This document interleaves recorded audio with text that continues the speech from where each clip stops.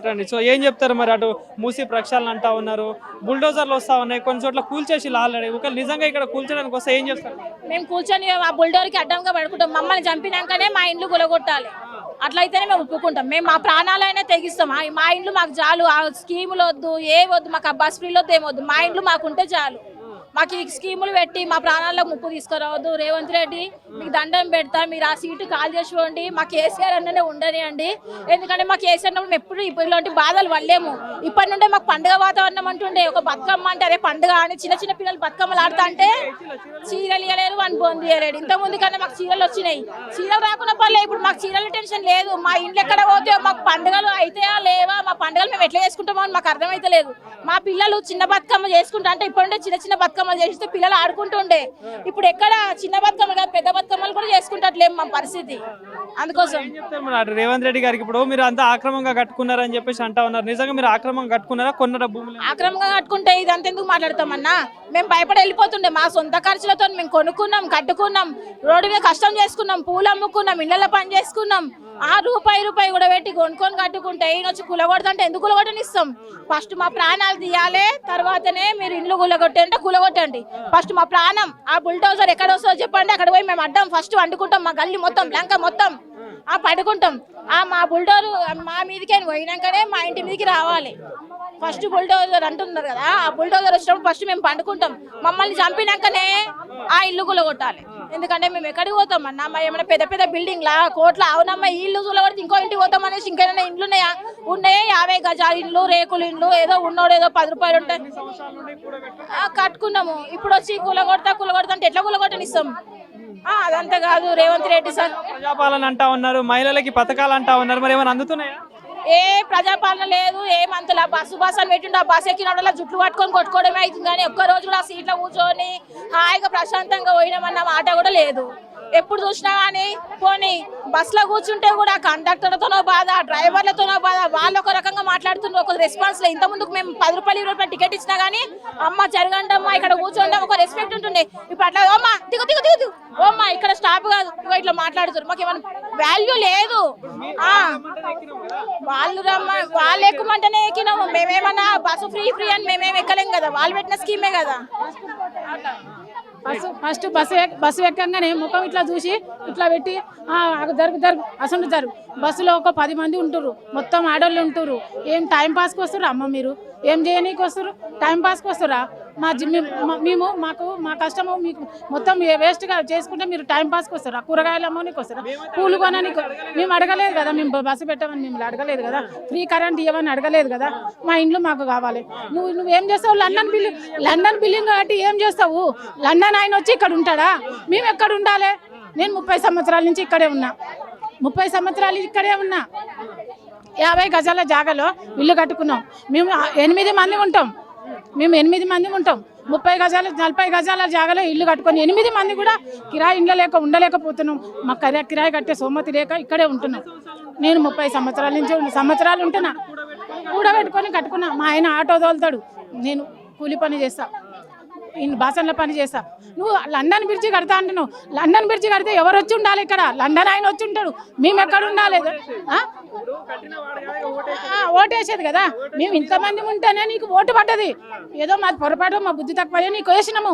సరే 10 సంవత్సరాలు కేసీఆర్ ఉండే కదా, ఇంకొక ఆయన వస్తే అదెంత అభివృద్ధి ఉంటుందో కదా. నీ ఇంట్లో కూర తింటే మళ్ళీ నేను ఇంకో వేరే ఇంట్లో తింటే అదెంత టేస్ట్ ఉంటుందో. దానివల్ల నీ ఆశపడ్డాం. నువ్వు 2500 ఇస్తానంటే మహిళలు మొత్తం ఆశపడ్డారు. ఏది నీ 2500? అత్తకిస్తా కోడలికి ఇస్తా అన్నావు, అత్తకు లేదు కోడలికి లేదు. నువ్వు ఇందిరా మిల్లులు అన్నావు, పేదోనికి అయ్యా ఇందిరా మిల్లు. ఇల్లు కూలగొట్టి ఇల్లు ఇచ్చాడు, నువ్వు గొప్ప ఏంటిది? నువ్వు గరీబోనికి ఫుట్పాత్ మీద ఎంతో మంది ఉంటారు, వాళ్ళకి ఈ ఇల్లు చెదరగట్టు ఫుట్పాత్ మీద చూడు ఎంతమంది ఉంటారో. బతుకమ్మ కుంటలో చూడు ఎన్ని గుడిచలు ఉన్నాయో, వాళ్ళకి ఇయ్యరాదు ఇల్లు. మా ఇల్లు కూర్చుని ఈ అవసరం ఏముంది? మాకు అవసరం లేదు. మేము బతుకమ్మ పండుగ వచ్చిందంటే పెద్దలో పెట్టుకునేది, అందరం కలిసి ఉండేది. రేపే బతుకమ్మ పండుగ, మా ఆడపిల్లలు రాలేకపోతున్నారు. మా ఇళ్ళకు మా ఆడపిల్లలు రామంటారు. మేము ఎట్లా వస్తారు మా ఆడపిల్లలు? మేము కండ్లతో నీళ్లు కార్చుకుంటా, మేము పెద్దలకి ఎట్లా పెట్టుకోవాలి? మా ఆడపిల్లలు ఎట్లా పిలుచుకోవాలి? మా అమ్మోళ్ళ ఇళ్ళకి మేము పండుగకు పోలేకపోతున్నాం, మమ్మల్ని కూడా పిలుస్తారు మా తల్లిదండ్రులు. మేము ఏడ్చుకుంటా పోతే మా తల్లిదండ్రులు పండుగ చేసుకోలేరు కదా. మరి కేసీఆర్ ఉన్నప్పుడు ఇవన్నీ లేవు. 30 సంవత్సరాల నుంచి ఏ పదవి ఎవరు లేరా? ఉంది కదా, మేము కొన్నప్పుడు కూడా కాంగ్రెస్ ఉంది కదా, మరి కాంగ్రెస్ ఉన్నప్పుడు వాళ్ళు కూడా చెప్పొచ్చు కదా మాకు, అమ్మ ఓటుకు వచ్చినాము, ఇక్కడ రేకులీళ్ళు ఉండండి, గుడిసెలు వేసుకోండి, మీరు స్లాబులు పోసుకోకని చెప్పొచ్చు కదా. మేము స్లాబులు పోసుకున్నాము, ఇల్లు కట్టుకున్నాము, మేము ఇంటి ట్యాక్స్ కడుతున్నాము. మీరు 30 సంవత్సరాల నుంచి ఎవ్వరు రాలేదా మా నువ్వు తులసి రామరావు గారికి? వచ్చిరు కదా, కాంగ్రెస్ వచ్చింది, బీజేపీ వచ్చింది, అందరు వచ్చిర్రు కదా, టీడీపీ వచ్చి అందరు వచ్చిర్రు. మీరు వచ్చిన వాళ్ళు అమ్మ మీరు నేను చెప్తున్నా, పదవిలో ఉన్నా కాబట్టి చెప్తున్నా, మీరు ఇల్లు కట్టుకోకండి, ఇదే ఇదే గుడిచెలో ఉండండి, మీరు రేకులు ఇల్లు చెప్తున్నామ్మా, మీ మనిషిని కాబట్టి నేను చెప్తున్నాను.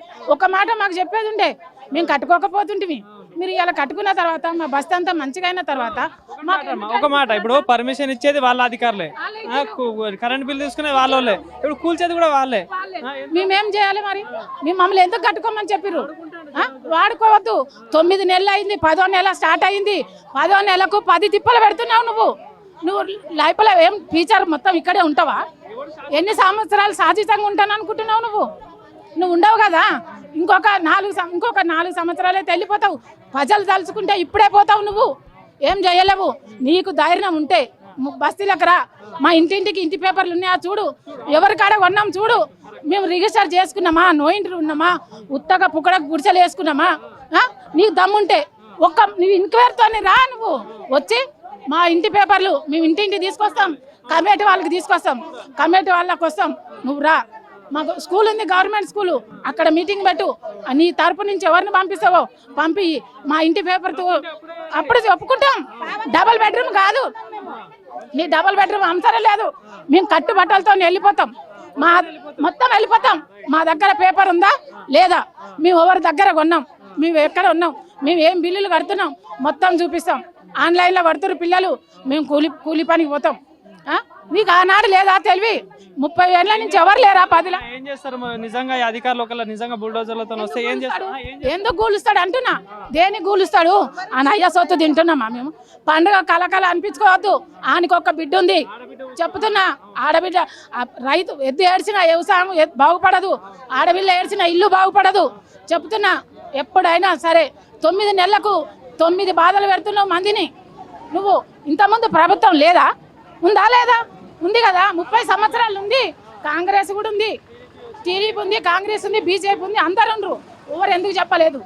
ఏం గుడిసెలు అవి నువ్వు కూలగొట్ట? నీకు గుడిసెలు కావు కదా ఇవి, గుడిసెలు అయితే కూలగొట్టు. నువ్వు బిల్డింగ్ ఇయ్యి, మాకు డబల్ బెడ్రూమ్ ఇల్లు ఇయ్యి. మాది గుడిసె కదా, మాది గుడిసె అయితే నువ్వు కూలగొట్టి మాకు డబల్ బెడ్రూమ్ ఇల్లు. రేవంత్ రెడ్డి మంచి పని చేసిండు, మేము డబల్ బెడ్రూమ్ ఇంట్లో పోతున్నాం, ఈ గుడిసెలో నీళ్లు కారుతున్నాయి, మా వల్ల కాదని మేము పోతాం. మాది గుడిసె కాదు కదా, నువ్వు ఎందుకు కూలగొడతావు? నువ్వు గుడిసె ఉంటే కూలగొట్టి మంచి పని చేయి. మూసిని ఆక్రమించుకున్నారని చెప్పేసి అంటున్నారు, ఎంతవరకు వాస్తవం? చూపి, ఒక్క ఇల్లు చూపి ఆక్రమించుకున్నట్టు, ఒక్క ఇల్లు చూపియాలి ఆక్రమించుకున్నట్టు. నువ్వు ఒక్క ఇల్లు చూపిస్తే మేము నీ కాళ్ళ కింద గీయిపోతాం, ఓకేనా? నువ్వు ఒక్క ఇల్లు కనుక ఆక్రమించుకున్నట్టు చూపిస్తే నేను నిలబడుతున్నా. నా పేరు కరుణ, ఇక్కడ ఇది ముందు స్కూల్ దగ్గర ఉంటా నేను. ఒక్క ఇల్లు చూపి, ఈ లంగా మొత్తం కానించి ఒక్క ఇల్లు చూపిస్తే, ఒక్క పిల్ల లేకుండా మేము ఖాళీ చేసే పోయి. నువ్వు కూలగొట్టిందాక ఉండాం, మేము కొనుక్కున్నాం, కష్టపడుకున్నాం. 25 సంవత్సరాలు 30 సంవత్సరాల నుంచి బాసన్ల పనికి పోయినాం, చోడాలు అమ్ముకున్నాం, కూలినాలు చేసుకున్నాం, ఏదంటే అది చేసినాం. ఏం చేయాలి? చూపి. నువ్వు అంత అనవసరం, నువ్వు రుజువు చూపి. తొండలు ఇడిపిస్తా అంటాడా? తొండలు ఎవరికి ఇడిపిస్తావురా నువ్వు? తొండలు ఎవరికి ఇడిపిస్తావు?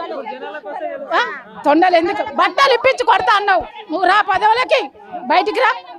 బట్టలు ఇప్పించి ఎవరు కొడతారో నేను చూపిస్తా బట్టలు ఇప్పించి కొట్టేది. నీకు బిడ్డ ఉంది కదా, బట్టలు ఇప్పించి ఆడవాళ్ళని బట్టలు ఇప్పించి కొడతా అంటావు నువ్వు?